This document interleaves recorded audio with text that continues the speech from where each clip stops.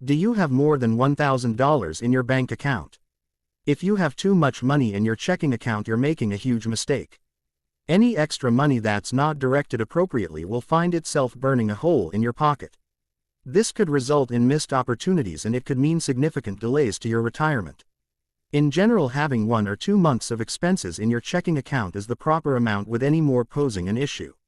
You might think you're doing the right thing by keeping more, but there are few reasons why this could potentially be a problem. Let's take a look at 7 different things you should do with that extra money to ensure you're putting the right foot forward.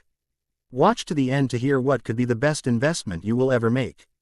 My name is Chris, and I help teach people about money, personal finance, and investing. If you're interested in improving your financial future, make sure to subscribe to the channel and hit the like button if this video is helpful. Number 7. Pay off debt. Taking money out of your checking account and applying it to your debts isn't always comfortable.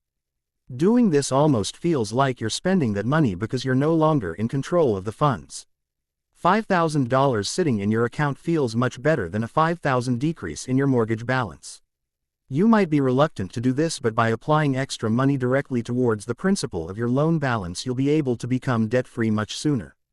When your loans are paid in full, you're not going to wish you still had that money in your account and are still paying interest to the lender.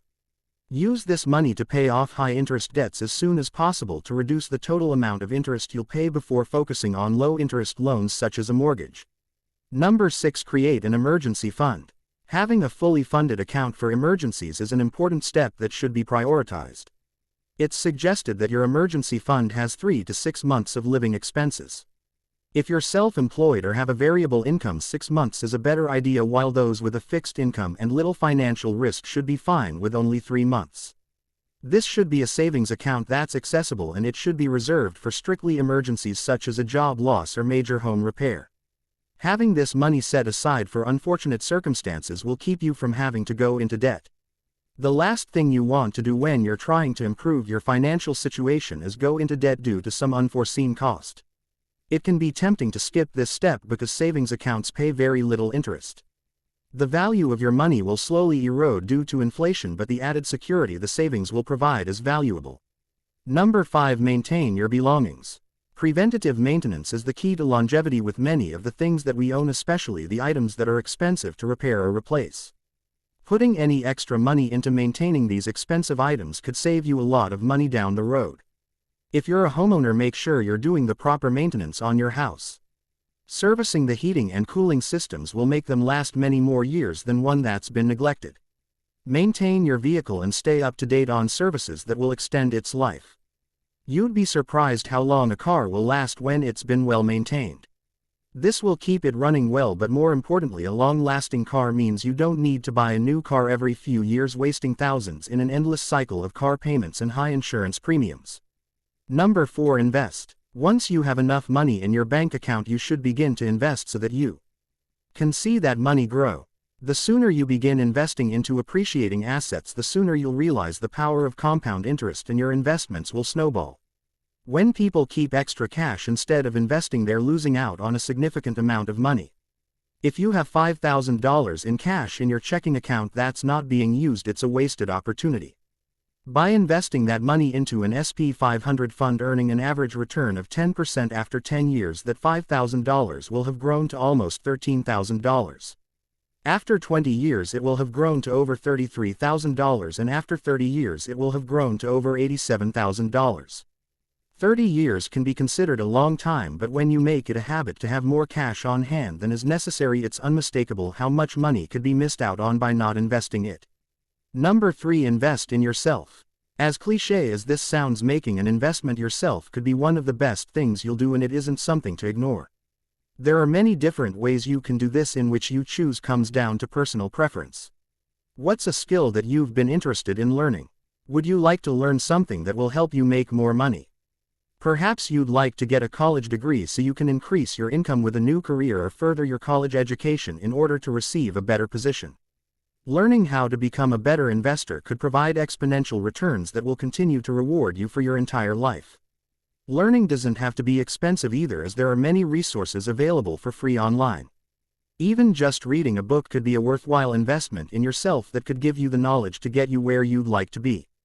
Many successful people will tell you to never stop learning. Number 2. Start a business.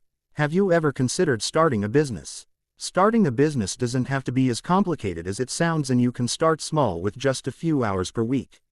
This could be in the form of a side hustle that will supplement your income with the potential of eventually replacing your main income source. Let's say someone works a 9-to-5 job, but they hate the routine and would love to start a food truck business on the weekend. With some time and experience, the food truck business could far surpass what they were previously earning at their main job. Quitting the 9-to-5 and focusing on the business full-time is an option that didn't exist before. An excellent example of a low-cost business that you could start in your free time is a mobile detailing business. The startup costs are minimal, and you can start by working just a few hours per week. As these businesses progress, you might find that they're more enjoyable or more profitable than your previous job, and your time is best spent growing them. Number 1. Save for a house. Being a homeowner isn't a wise choice for everyone. Some people move too often, need the flexibility that renting provides, or they're just unable or unwilling to properly maintain a property. Regardless, buying a home can be one of the best investments you'll ever make. Firstly, instead of paying rent to your landlord who will then use the money to pay down their mortgage, you can pay down a mortgage of your own every month. When you make the payment to the bank, the loan balance slowly goes down. Secondly, your housing costs will remain the same year after year. Sure, the taxes, insurance, and utilities will rise slightly over time, but the price you paid for the home is never going to change with a fixed-rate mortgage.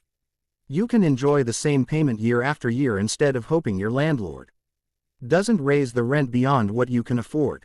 Also, real estate prices go up over long periods of time. According to a study done by Black Knight, the national average home appreciation rate is about 4% per year. 4% isn't a very high growth rate, but the return on your down payment will be substantial. For example, if you put $100,000 down on a $500,000 house and the home appreciates 4% in the first year, that's $20,000. $20,000 in appreciation with a $100,000 down payment is a 20% return in your down payment in the first year. If the cost of owning a home is comparable to what you'd be paying in rent, this might be the best investment you can make. There are many smart moves you can make with $1,000 or less instead of hoarding it in your checking account. Aside from the recommended money in your checking and savings, any extra could be directed elsewhere that could have a hugely positive impact on your future. Any excess left in these accounts will cost you money in the form of a devalued dollar due to inflation. Take a look at your goals and use those funds sensibly.